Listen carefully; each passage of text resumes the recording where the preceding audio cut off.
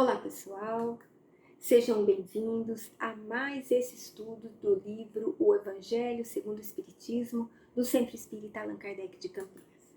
Nesse encontro, nós vamos realizar mais uma reflexão em torno dos ensinos de Jesus à luz da doutrina espírita. Antes de nós começarmos, nós vamos nos preparar para o nosso estudo com uma prece. Então nós vamos, nesse momento, elevar o nosso pensamento a Deus, ao nosso Mestre Jesus, e vamos pedir a Jesus que nos abençoe nesse momento, que nos ajude na compreensão dos estudos que vamos fazer, que nós possamos ser intuídos e que essas reflexões possam fazer sentido na nossa vida e nos ajudar a termos uma existência melhor. Fique conosco, Jesus, nos abençoe, hoje e sempre.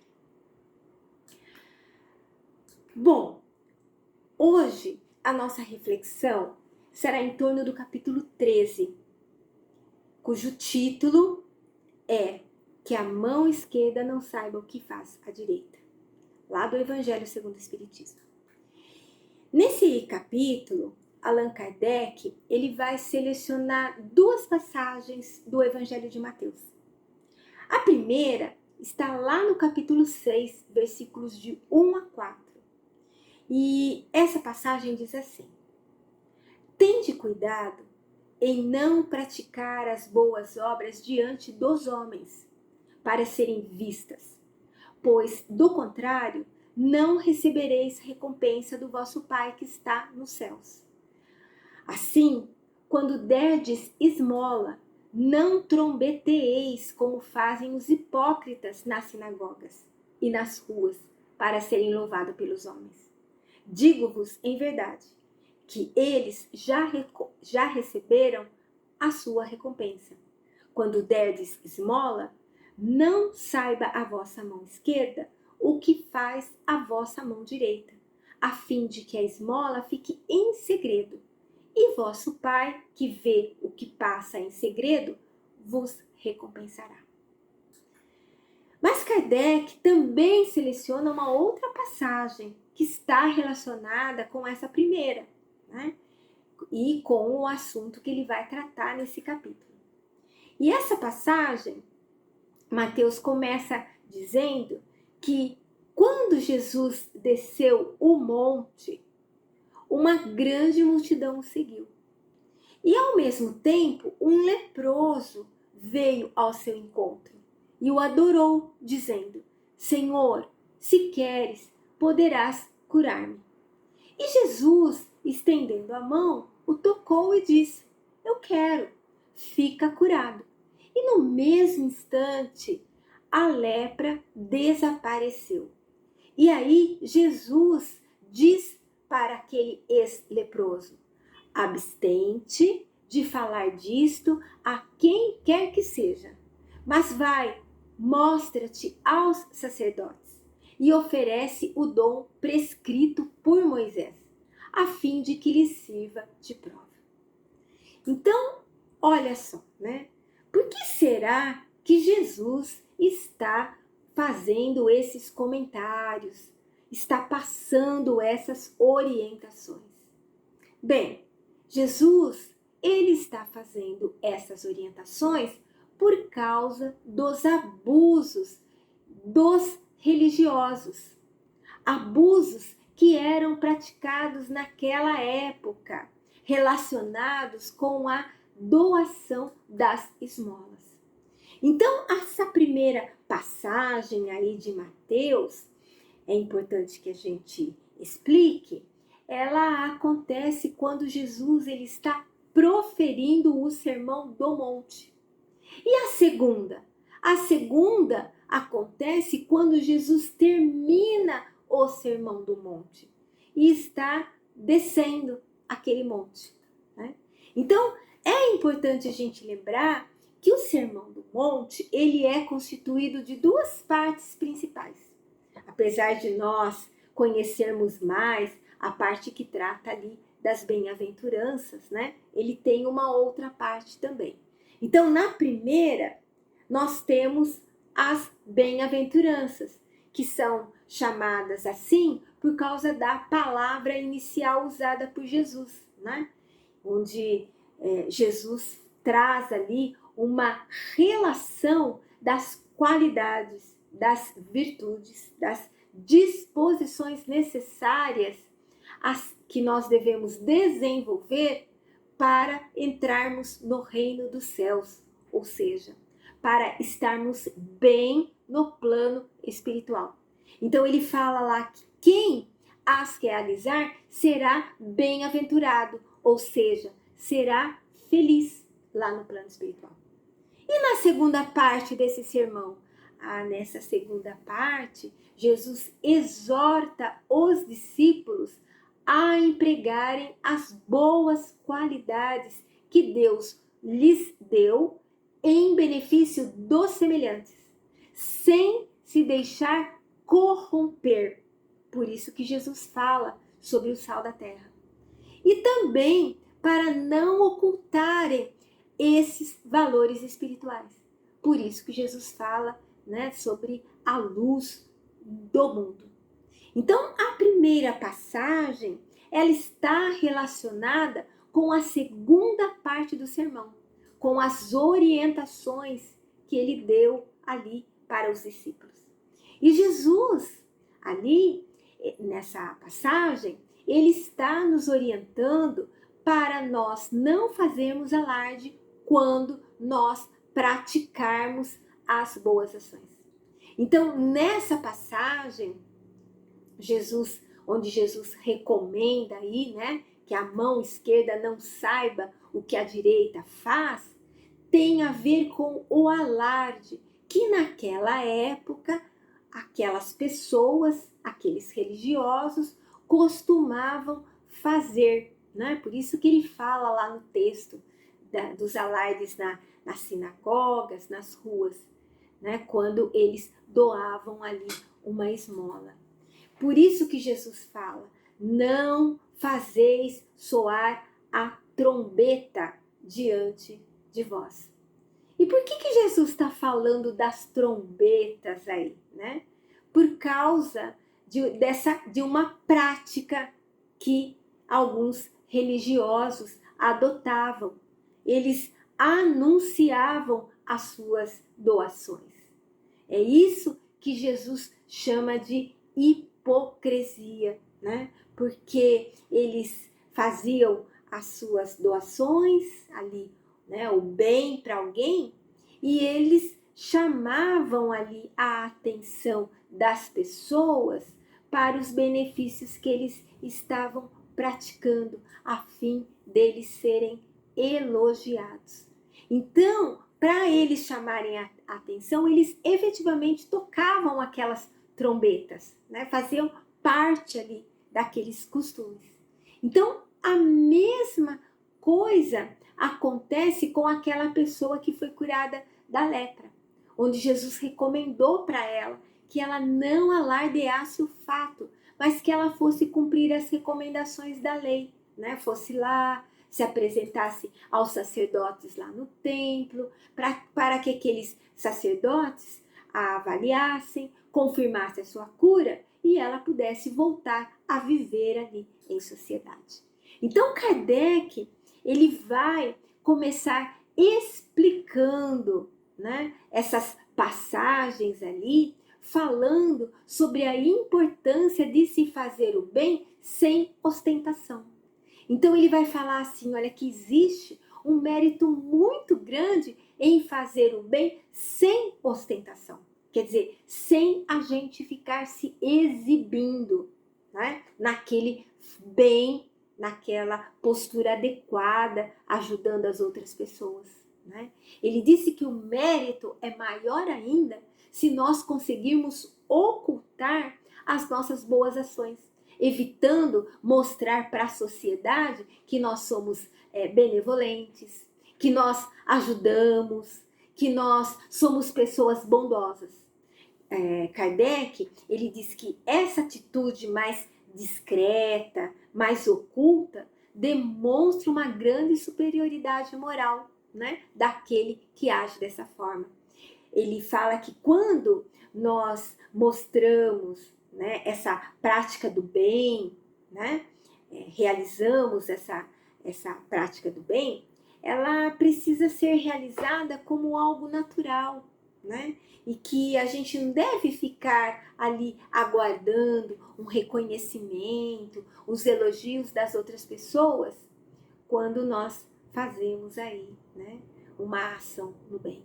Ele diz também que muitas pessoas, elas só ajudam para poderem bradar por toda parte o benefício que é realizado, né? Então ela faz o bem não pelo bem, mas com segundas intenções. Ele diz que nós não devemos ficar buscando a aprovação das pessoas ao fazer o bem, né? Fazer o bem para ser reconhecido, né? Aprovado, né? Pelas pessoas. Mas que a gente tem que buscar, em primeiro lugar, a aprovação de Deus. Porque é assim que nós demonstraremos a nossa fé em Deus. E que nós vamos ter a garantia de que aquele bem praticado, ele vai nos ajudar ali na nossa vida futura, né? Realmente seremos recompensados na vida futura. Então, há um dito popular, né, que diz assim, que o bem, ele não faz alarde, porque ele usa sandálias de veludo. Então, ele caminha silenciosamente. Ninguém percebe. Ao contrário do orgulho, ao contrário do egoísmo, que usam calçados barulhentos, né? Para que todos percebam que eles estão passando e vejam ali as suas ações. Então Kardec vai dizer para a gente ali, nesse capítulo, que a ação do bem, praticada sem ostentação, ela tem duplo mérito. Além dela ser uma caridade material, ela também é uma caridade moral. E ele fala que a caridade moral, ela precisa estar junto com a caridade material. E quando que isso acontece? Ele diz assim, olha, que quando nós fazemos a nossa doação, né, ali, e cuidamos de não ferir a suscetibilidade da pessoa que está recebendo ali a ajuda, né, quando nós doamos sem ferir o amor próprio daquela pessoa, quando nós resguardamos ali a dignidade daquela pessoa, nós estamos agindo com caridade moral. Então, a caridade moral, ela implica nesses cuidados aí, né? Quando nós estamos fazendo a nossa doação, a nossa ação do bem. Quando nós doamos e nos deixamos influenciar pelo orgulho ou pela vaidade, aquele que recebe, ele acaba sendo atingido e ele se sente humilhado naquela situação. E muitas vezes ele recebe aquela ajuda porque ele está necessitado, ele precisa daquilo. Mas aquela situação fere a sua dignidade. Então, a pessoa que pratica a verdadeira caridade, quando ela doa alguma coisa, junto com esse bem material, com essa ajuda material, ele usa de palavras brandas, de palavras afáveis, que coloca o beneficiado à vontade para receber e estar à vontade na presença daquele benfeitor. É isso que significa essas palavras de Jesus. Não saiba a mão esquerda o que dá a direita. Kardec, nesse capítulo também, ele vai falar sobre os infortúnios ocultos, ou seja, sobre todas aquelas situações de tragédia, onde as pessoas elas estão passando por grandes dificuldades e momentos de infelicidade. Então, Kardec diz assim, olha, que nas grandes calamidades, a caridade, ela se emociona, né? E se observa impulsos generosos de muitas pessoas que acabam ajudando ali, né? No sentido de reparar aqueles desastres ali que aconteceram. Mas ele fala que a gente não pode perder de vista que também existem os desastres gerais, as situações que acontecem todos os dias. Porque veja, há pessoas que estão em um leito doentes e não tem ninguém que cuide delas, né? Existem pessoas que não têm um alimento, né, para fortalecer o organismo físico. Tem pessoas que não têm onde morar. Então ele fala assim, olha, isso são casos que nós vemos todos os dias. E que é importante nós desenvolvermos uma generosidade, né? Que a gente descubra a importância de agir e minimizar esses sofrimentos, sem que essas pessoas peçam uma assistência, que a gente vá e ajude. Kardec também traz nesse capítulo, provavelmente, né, porque ele conhecia ali a pessoa, ele traz para a gente um exemplo da prática da caridade, e sendo executada da forma mais discreta. Então ele fala ali de uma mulher de ar muito distinto, de traje simples, e que ela vai praticar ali a caridade e junto com ela, ela leva a sua filha, né, uma adolescente. E diz que quando ela chega ali na casa de uma família muito assim modesta, de uma família muito simples, ela, sem dúvida, ela é conhecida daquela família.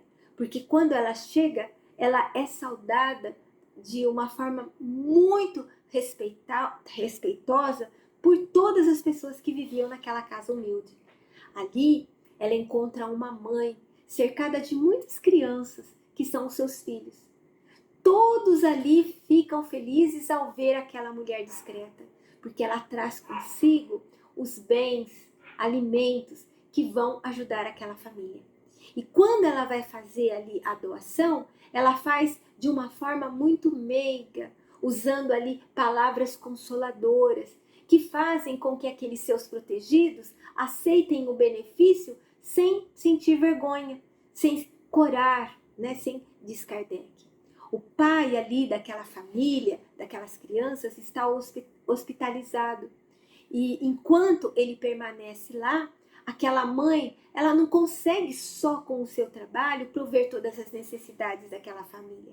Mas graças àquela senhora bondosa, aquelas pobres crianças, elas não vão sentir frio, elas não vão sentir fome, aquelas crianças menorzinhas, elas vão ter o leite para se alimentar.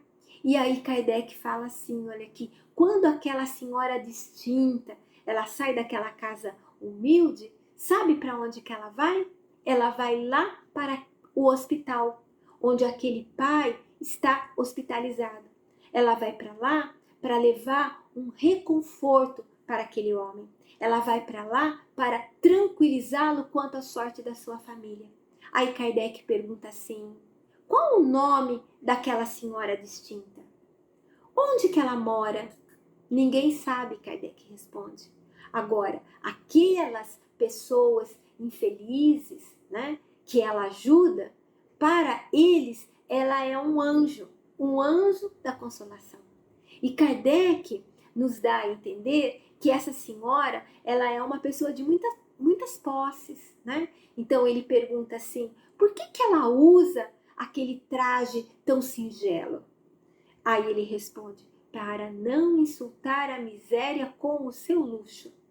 E aí ele pergunta, por que ela se faz acompanhar da filha? E ele responde, para que ela aprenda como se deve praticar a beneficência. Então, olha só, né?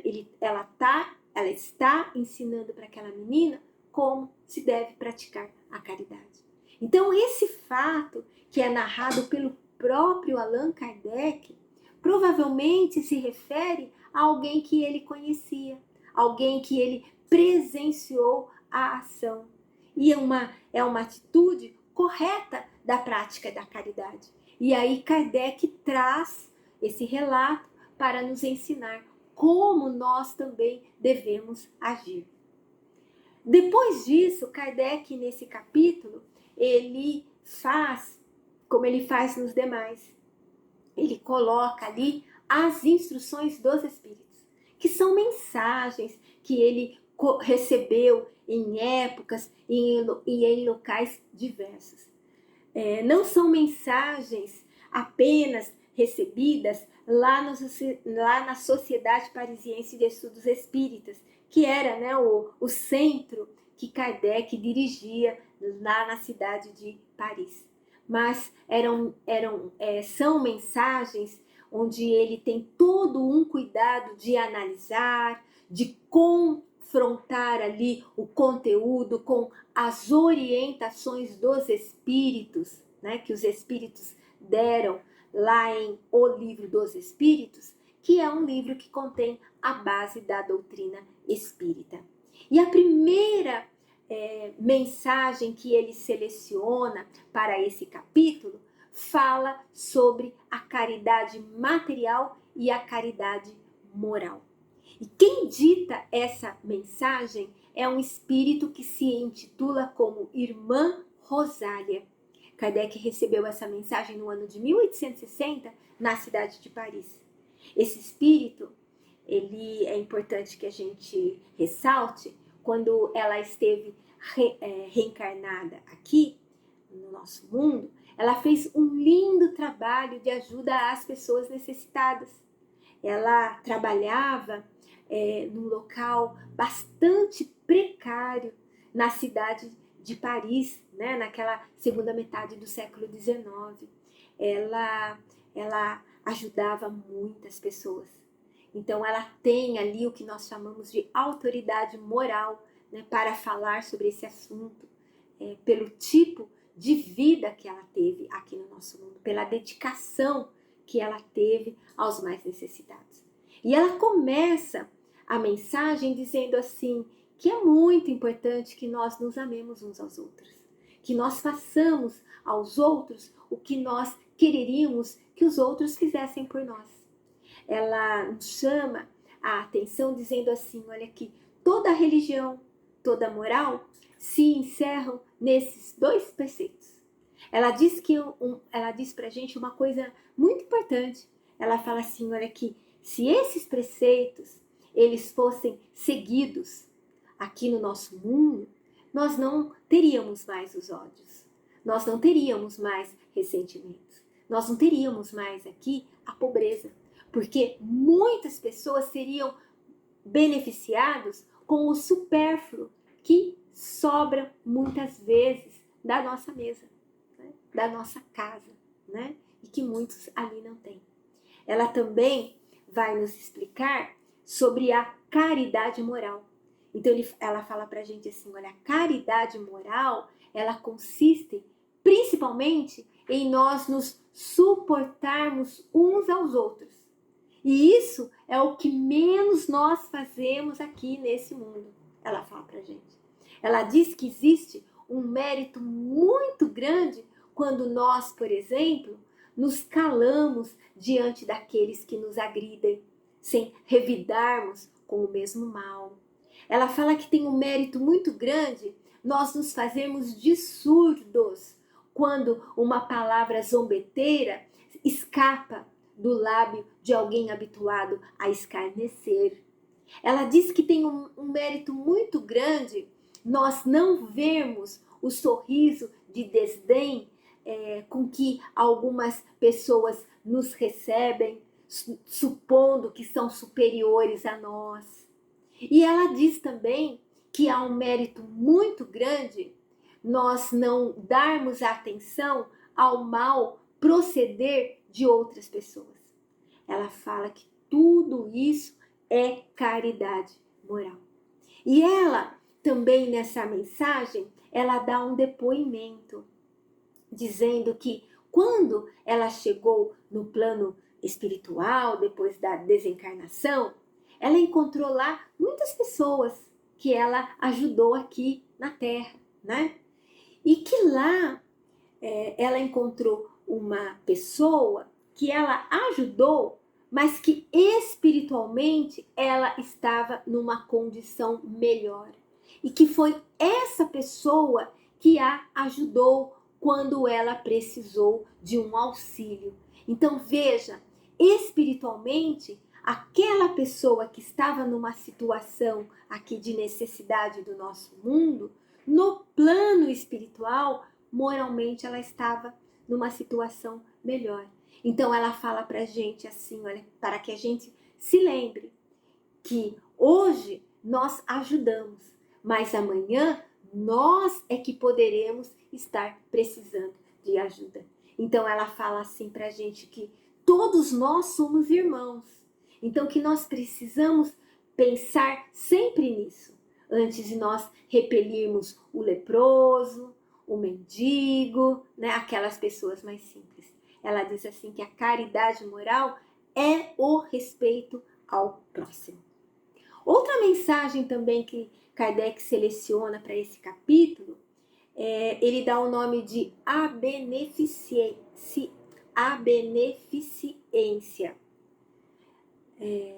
E quem dita essa mensagem é um espírito que se chama Adolfo, e ele foi bispo de Argel. Kardec recebeu essa mensagem na cidade de Bordeaux no ano de 1861. E esse espírito, ele falando da beneficência, né? Ele fala que se nós tivéssemos como uma única ocupação tornar os outros felizes aqui no nosso mundo, nenhuma festa aqui do nosso mundo poderia nos trazer mais alegria do que a que nós temos quando nós levamos alegria a essas pessoas que passam por muitas vicissitudes e amarguras neste mundo. Esse espírito, ele também nos esclarece que quando nós estivermos a ponto de acusar Deus, né, por algum infortúnio ali que nós estejamos passando, que é para a gente parar por um minuto e que a gente lance um olhar ao nosso redor, para que a gente veja quantas misérias ainda há para aliviar. Quantas crianças existem pobres, sem família? Quantos idosos existem sem qualquer mão amiga para auxiliá-los? Por isso, ele pede para que a gente não reclame, né, contra nada, contra ninguém e nem contra a providência divina. E sim, para que a gente faça a nossa parte, para que a gente ampare e principalmente para que a gente agradeça a Deus a oportunidade de servir, né? De poder servir, porque nós poderíamos estar na situação inversa, né? Olha que bonito aí esse ensinamento. E Kardec também coloca nesse capítulo uma mensagem do Espírito Caritas. Ele recebeu essa mensagem no ano de 1861 na cidade de Lyon. E esse espírito Caritas, ela vai falar pra gente que há várias maneiras de a gente fazer a caridade. E que muitos dentre nós confundem caridade com esmola. Mas ela fala que existe uma diferença entre essas duas ações. Porque a esmola, ela diz, ela é útil, né? Porque ela traz ali o alívio para os pobres. Mas quase sempre a esmola ela é humilhante, tanto para aquele que dá, como para aquele que a recebe. A caridade, ela fala, ao contrário, ela liga o benfeitor ao beneficiário. E ela se disfarça de muitos modos. Ela diz assim que a gente pode ser caridoso com os parentes, com os amigos, quando nós somos indulgentes, ou seja, quando nós perdoamos as fraquezas dessas pessoas, cuidando de não ferir o amor próprio de ninguém. Ela diz que nós espíritas, nós podemos ser caridosos, procedendo de tolerância para com todos aqueles que pensam diferente de nós. Nós podemos ser caridosos quando nós disponibilizamos os conhecimentos, né, da doutrina para as pessoas embasarem a sua fé, mas sem chocar, sem investir contra as suas convicções. Ela diz, eis aí um dos aspectos da caridade. Ela, nessa mensagem, ela dá um depoimento, ela narra uma experiência dela.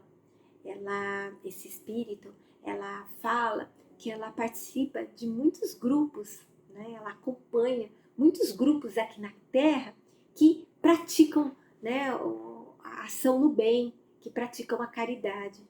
E ela diz que ela participa várias vezes a cada semana numa reunião de senhoras assim de várias idades. E essas senhoras, elas trabalham bastante, elas trabalham depressa, elas trabalham com alegria, tem ali as mãos ágeis, ela fala. E elas estão trabalhando porque elas estão vendo que o inverno ele está se aproximando. E ele vai ser muito rigoroso, né, para alguns lares pobres. Então, aquelas mães pobres, elas se inquietam, elas choram, pensando ali nos filhinhos que durante a estação do inverno vão sentir frio, vão sentir fome. Mas Deus não as deixa desprovidas, desprotegidas. Deus inspira ali os bons espíritos.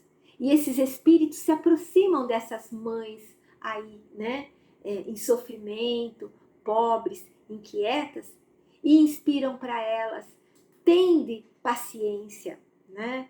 Porque Deus inspirou outras mulheres.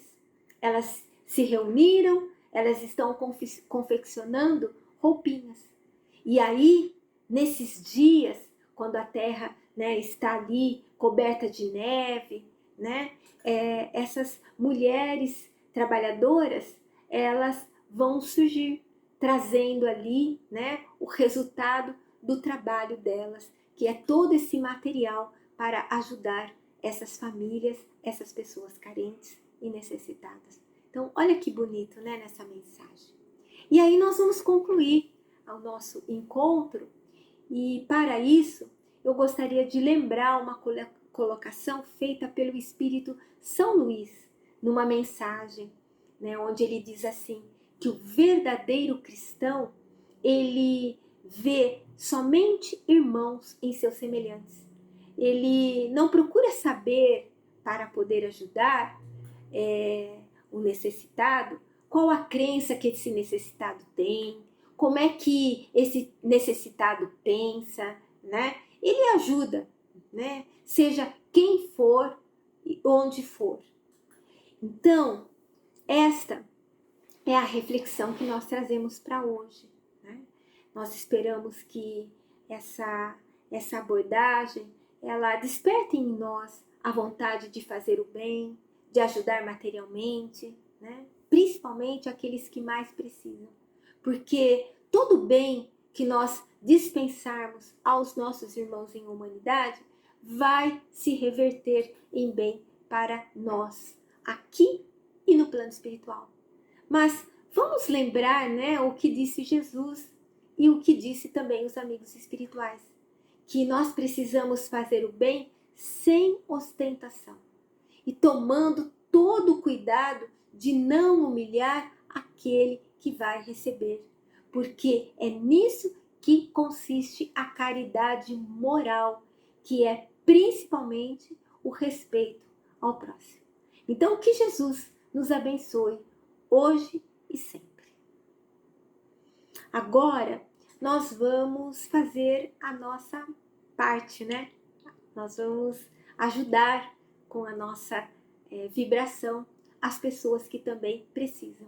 E quando nós fazemos a nossa vibração, nós também estamos praticando aí uma forma de caridade, né? Então vamos nos preparar dizendo assim: Senhor, nos ampare no propósito de servir, que em seu nome e com o auxílio dos bons espíritos, nós possamos ajudar aqueles que estão mais necessitados que nós. Então vamos lembrar daqueles que sofrem. Pai, há quem está muito infeliz, mas dentro da tua misericórdia há muitos meios de socorro, muitos recursos para reanimar as criaturas. Então, de toda a nossa alma nós te rogamos, abençoa os que sofrem, dá a cada sofredor a suavização para as suas dores, um bálsamo para as suas tristezas. Vibremos por todos eles. Vamos agora lembrar dos hospitais, dos lares, onde os enfermos esperam um conforto e querem sarar. Então, Senhor, que as nossas vibrações nesse instante levem até eles o alívio para os seus males. E que, se for permitido por tua lei sábia e santa, que eles recuperem a saúde. Vibremos por todos os doentes. E quanto a nós, Senhor, nós te pedimos perdão pelas nossas falhas. Ajuda-nos a desenvolver as virtudes que colocastes dentro da nossa alma. Nós queremos cumprir bem os nossos deveres para alcançarmos o aperfeiçoamento espiritual, pois somente assim nós poderemos ter a verdadeira felicidade. Graças, Senhor, por todas as bênçãos que sempre nos dás, por esses momentos de vibrações em que pudemos nos doar, que outras pessoas também tenham momentos assim. E aí, nós nos despedimos na tua paz. Obrigada, Senhor. Obrigada, amigos. Fiquem na paz de Jesus.